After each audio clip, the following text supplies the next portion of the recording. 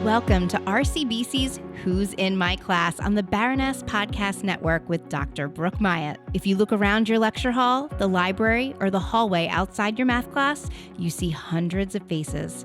People are rushing to class, grabbing coffee, or just trying to find a quiet place to study. We spend hours every week right next to them, but how much do we really know about the people sitting in the next seat? RCBC is built on a foundation of diverse backgrounds, hidden talents, and extraordinary journeys. Behind every student idea is a story, a personal challenge, an unexpected ambition, or a goal that defines their path. This series is dedicated to asking one simple, powerful question: who is in my class? We're here to pull back the curtain and spotlight the voices of the students who make up the heart of our community. We're seeking out the deeply personal, the inspiring, and the truly unexpected stories you won't hear anywhere else. Join us and meet the people who are navigating life, defining their future, and achieving incredible things right here at RCBC. Get ready to be inspired by your classmates. This is RCBC's Who's in My Class. We are here with Maria DelPo, and she is the student sitting next to you. She used to not be the student sitting next to you. She used to be your advisor that you used to come to for help. And what's really, really unique is that her journey was nothing but linear. And after transferring 2 times before earning her bachelor's degree, she learned that education rarely follows a straight path. And that's what we've been talking about here on our podcast, is that you always have to know how to pivot and you can change, and it's okay to do that. So after completing her degree, that gave her a diploma, but not yet she had that clear sense of purpose. After graduation, Maria had the unique opportunity to serve as the academic advisor to the RCBC student body. And as she encouraged students, they in turn inspired her to reignite her own curiosity and passion and flip the script and became an RCBC student. So Maria, welcome so much to today's program. Thank you so much for having me. I'm so excited to kind of share my story on how I got to where I am today. So tell me that. You have students coming in, sharing their stories, and then you're like, one day you're like, I'm going to go back and get another degree after I already have an undergraduate degree and I'm not really sure maybe what I'm going to do. How did that come about? Yeah, absolutely. So I'd say it started back when I graduated college. And I knew 2 things about myself. I knew I loved talking to people, and I knew I loved encouraging people. And those 2 things led me to become an academic advisor at RCBC. And I was given this unique opportunity where I was able to walk alongside so many students of all different backgrounds, all different socioeconomic statuses, and see what they're passionate about. Every day I listened to the drive that they had, the passions they wanted to explore. And I thought to myself, what passions do I have outside of 1, talking to people, and 2, encouraging people? And so that really led me down this path of how do I live my life in full authenticity, where I can sit with myself at the end of the day and know who I am and know what I want to explore. And so that led me to taking classes at RCBC while working full time. I took night classes. So I was the advisor during the day, the student at night, and I started exploring financial concepts because I was so fascinated with profit, revenue, sales. And I was like, I kind of want to learn a little more about that. So I found myself in the seat of a student and the advisor. Now that's so unique, right? Sitting there advising them on maybe what their hopes and dreams are. And then you're like, hey, I'm going to pivot and I'm going to go to night classes and be like you are and maybe give you kind of a little inspirational boost. How was it kind of playing both those sides? How did that help you? Absolutely. So I think when I was in my advisor hat, when I was wearing that, it was very easy for me to guide students. I was always very good at taking a plan and setting it step by step, what steps they needed to take. And then at night, I was tasked with, you need to figure this out for yourself. You need to take that step out of your comfort zone. You need to explore the passions just like you tell your students. Just try it. You'll never know if you like it. If you don't like it, pivot left. If you love it, pivot right. And so I was doing that at night. I was pivoting right. I was like, I like accounting. It's going really well. I'm enjoying it. what next step do I take? And that's where I kind of put my advisor hat on for myself. And I thought, you need to go after it. You don't know what is out there. You don't know what doors are going to open. But if you don't sit with yourself now and take that step, you'll always feel like you're not being authentic with yourself. And I couldn't live with that. So I needed to take that next step. That next step is huge for you, because then you decided to leave the full-time position and you went full on being a student again, a little bit later in life.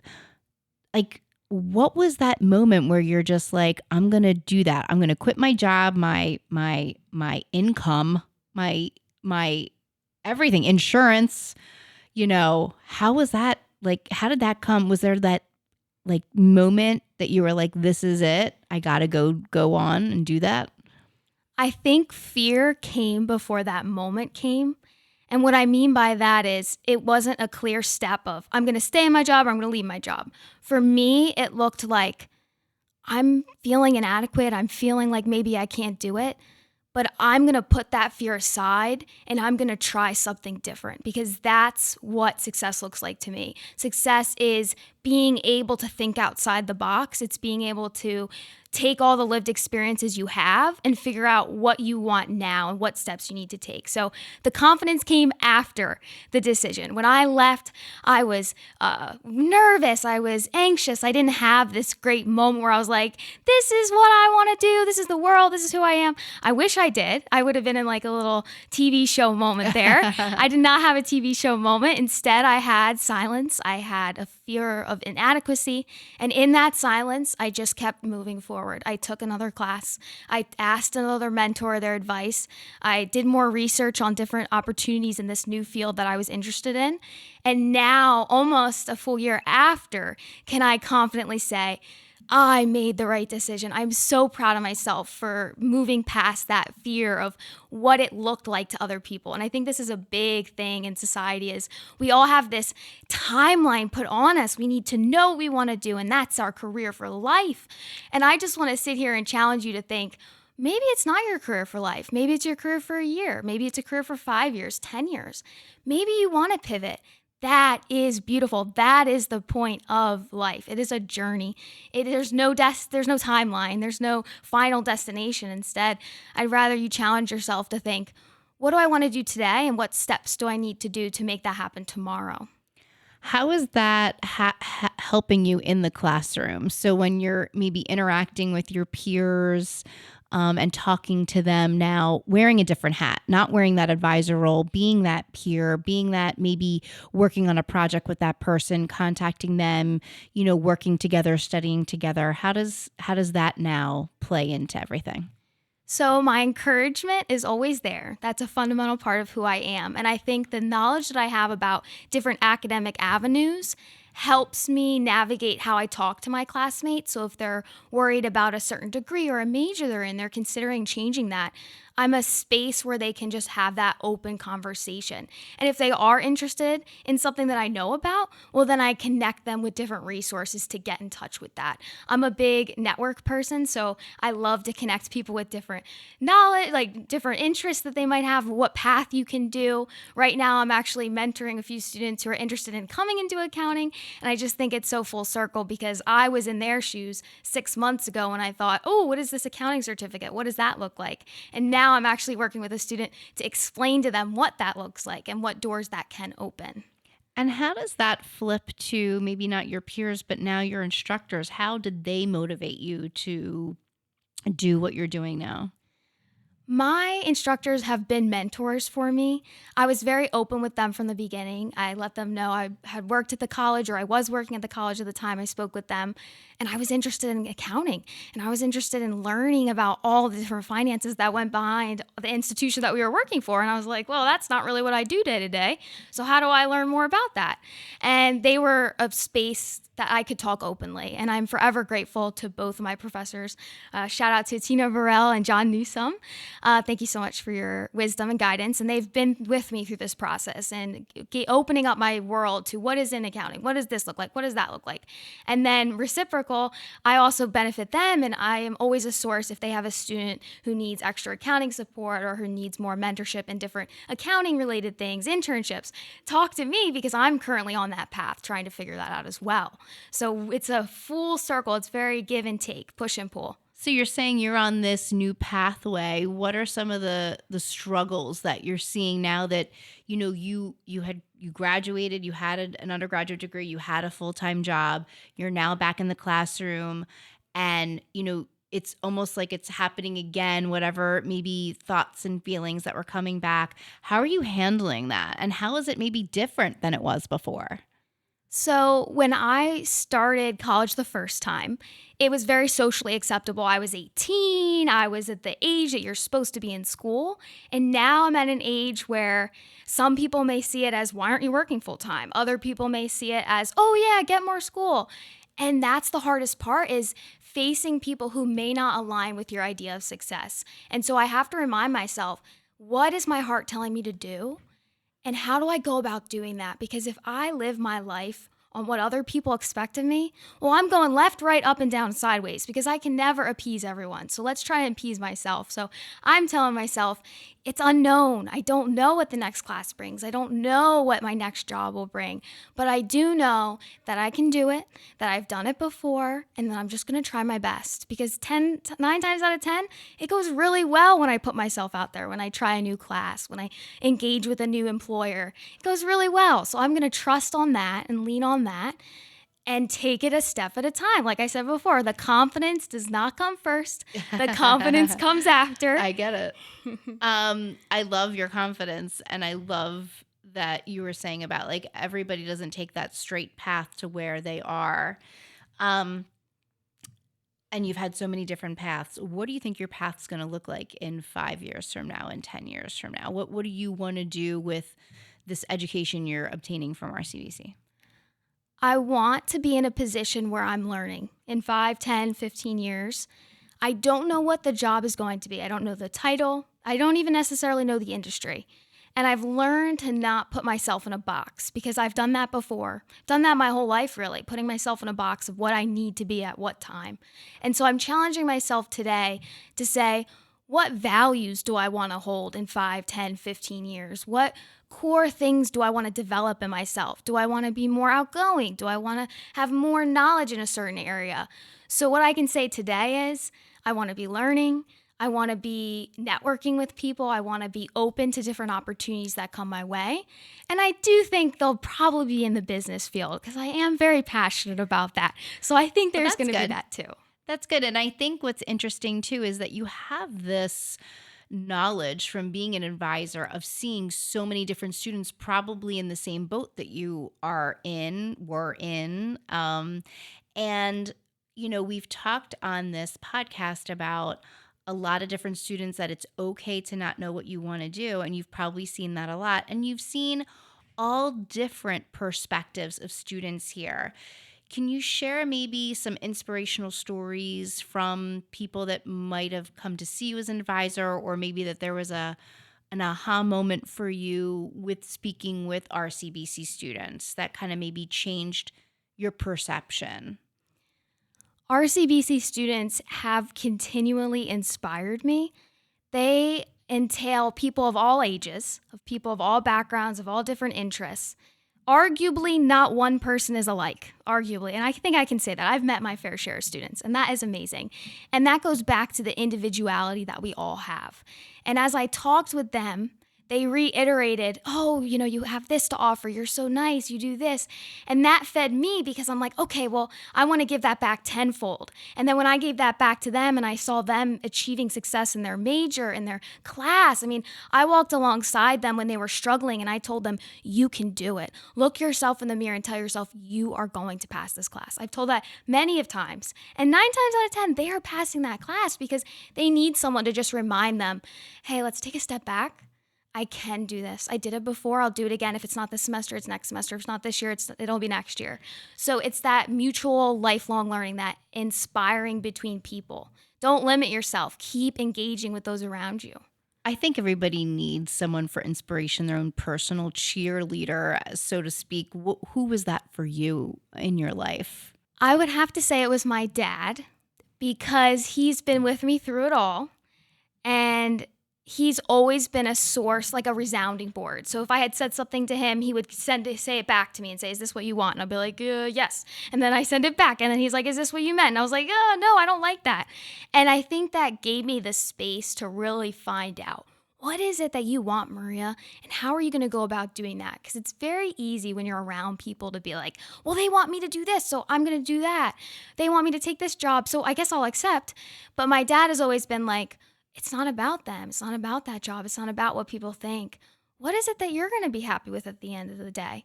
And I was like, oh, that's a great point. What is it that I want? And so he has been that voice board for me. And without him, I really would not have come to the person I am today. And I'm so incredibly grateful for that, because we do need that support person to remind us like who you are, what you value, what you want to do, what you like, what you don't like. Because it's very easy to get persuaded by other people on what you should like and what you think you like. But what is it that you really want? And how do you go about doing what you really want? And I agree with you. I think a lot of outside perspective and society expects us to know exactly what we want to do. There's, like you're saying, follow that timeline, follow this, follow that, take the job, even though you might not want the job. I don't care, And I think that you're an inspiration that it's okay. And it's okay to say no, and it's okay to change, and it's okay to be you and to be real. And one of the things that I think is so real about you is that even though, you're not getting paid by RCBC to advise, you're still that personal cheerleader for those students, and that you're also tutoring and helping students within the class and helping out your professors. How did that kind of come about, the helping out with the students and being a kind of a champion in that space? So my heart posture has always been very giving, and I love encouraging. Like I had said before, encouraging really is fundamental to my nature. And I was in class, and I was noticing that the student next to me was having some difficulty in accounting, which is totally understandable. And I said, I'll help you. Just let me know, and I'll help you for free, no strings, nothing to worry about. And my professor had overheard that. Apparently not everyone says that all the time. And she says, oh, well, you should be an accounting tutor here. You're good at accounting. You want to help people. You should be our accounting tutor. And I said, really? You believe in me? You want me to do this? She's like, absolutely. It's a clear sign. And I said, I would absolutely love that. And so it kind of fell in my lap in just a conversation in the hallway. And I followed up with her, and I got my student, and I've been working with them for this semester. And it's really full circle, because in May, I was advising. I didn't touch accounting. I didn't talk about accounting, but I helped the student. And now I get to do what I love. I talk about accounting, I teach accounting, and I get to help the student. So it is so meaningful to me. And I really cherish that time where I can ignite my passion with my encouragement to people and bring them together and help tutor students. So a message, what would be your message to incoming RCBC students that would be your pitch to them coming to RCBC, being like you maybe or not like you, that there's one path that you think they should follow or not, and that they're coming back and that they can do it? What would you say to them? What would be your pitch to them about why RCBC and the power that a community college can bring? I want to remind them not to give up. If you're considering a new interest, if you're curious about a different career, if you're currently working in a job that doesn't fill your cup at the end of the day, I want you to challenge yourself to take a step back, think about what it is that you like or what you want, and then take a step in that direction. If that's a class at night when you're working full-time like me, if that's a class on a different topic, or if that's an internship at a different firm or corporation, go after it. What are you waiting for? And I think that's this notion of we're stuck in this box that we have to do a certain thing and we need to figure it out today. Like, I'm going to figure out the rest of my life today.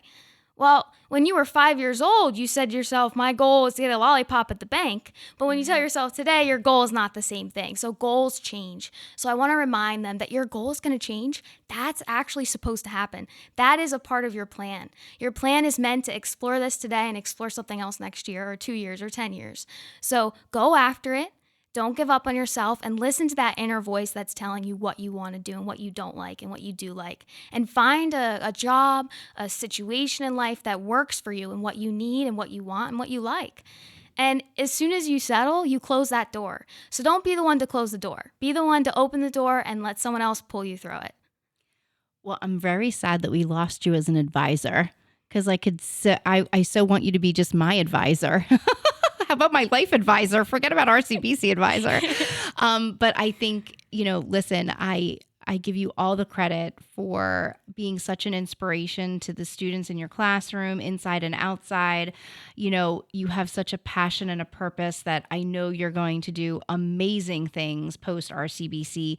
We are so privileged to have had you work for us. Maybe in the future you'll work for us, but being in the classroom and walking our hallways and being that person who's next to us, it's so inspiring. So thank you so much for joining us today, Maria. We really appreciate it. Thank you so much for having me, and don't give up. Keep up the good work.